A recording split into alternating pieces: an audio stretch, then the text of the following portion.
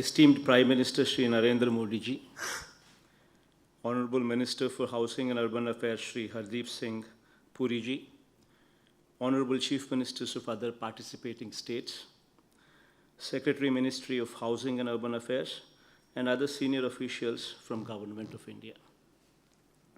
On behalf of the people of Andhra Pradesh and myself, I extend warm greetings to the Honorable Prime Minister Shri Narendra Modi ji and others on the occasion of New Year 2021.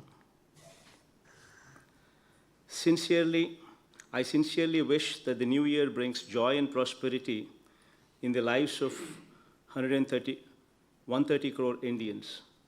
I am sure that in 2021, under the visionary leadership of the Honorable Prime Minister, Indian economy would regain its lost momentum and the country as a whole would completely recover from the adverse impacts of the COVID-19 pandemic.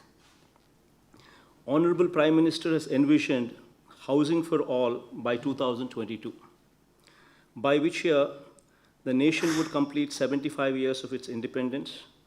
The program is of particular relevance to the state of Andhra Pradesh, which is vulnerable to natural disasters like cyclones, heavy rains, floods, etc. Due to its long coastline of 974 kilometers, due to the vagaries of nature, it is the poor who suffer the most in the absence of a permanent house. In line with the Honorable Prime Minister's vision, Andhra Pradesh has taken the lead in the country in implementation of PMAY Urban. We have observed that majority of the urban poor do not possess a house site and therefore unable to construct a house of their own. Government of Andhra Pradesh has taken a special drive to provide house sites to 30.75 lakh eligible, deserving poor people throughout the state. For this purpose, 68,677 acres of land, which includes 25,433 acres of government land as well, has been procured, plotted, and distributed to the eligible poor families. 16,098 EWS, economically weaker section, housing colonies are being developed in urban development authority areas in the state. And it is the endeavor of the government to provide required infrastructure in terms of roads, drains, water and electricity, along with other necessary social infrastructure in these housing colonies, apart from providing the houses, to ensure a decent, livable environment for the urban poor. It is estimated that an amount of 12,410 crores would further be required for providing the necessary physical infrastructure in these housing colonies. 20.21 lakh houses, sir, have been sanctioned so far for the state of Andhra Pradesh under this scheme. My government will ensure that these sanctioned houses are completed as per schedule before 2022. And we are very grateful to you, sir, for having sanctioned this 20.21 lakh houses as well, sir. I also wish to draw your kind attention to a policy decision taken by our government, sir. The houses and the house sites are being registered in the names of women beneficiaries only, sir. We are sure that this would go a long way in promoting women empowerment and in ensuring financial security for women. Construction of such a large number of houses within the stipulated time frame is difficult without the adoption of new construction methodologies, innovative thinking, and precise planning. In our case, we've gone ahead in Andhra Pradesh procuring the entire land required so as to avoid any hiccups in this grand endeavor.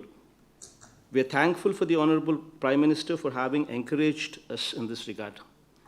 While I also congratulate the Honorable Prime Minister for launching Global Housing Technology Challenge India for identifying sustainable, eco-friendly, and disaster-resilient technologies from across the globe for housing and construction sector.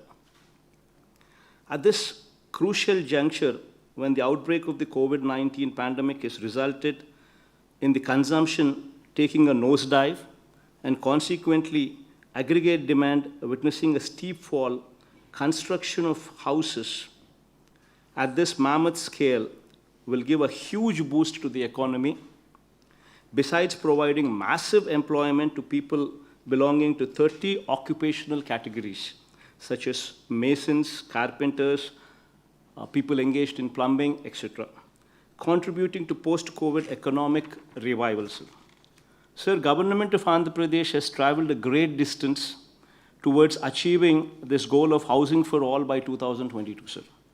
By distributing house plots to all the 100% eligible poor families and sanction of houses to 67% of the eligible poor families as well, sir.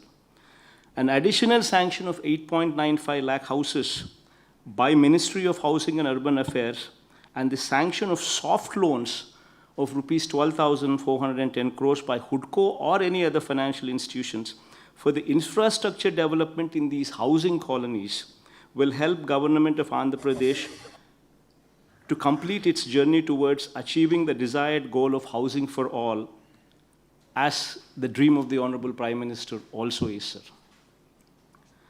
Sir, in the end, I would like to state that it is a privilege and honor for the state of Andhra Pradesh to be selected as one of the best performing states in the country in implementation of PMAY Urban, sir. With all humility, I accept the award on behalf of the people of Andhra Pradesh and express my profound gratitude, sir, for the support rendered by the Honorable Prime Minister and the central government in achieving this monumental objective. Thank you, sir.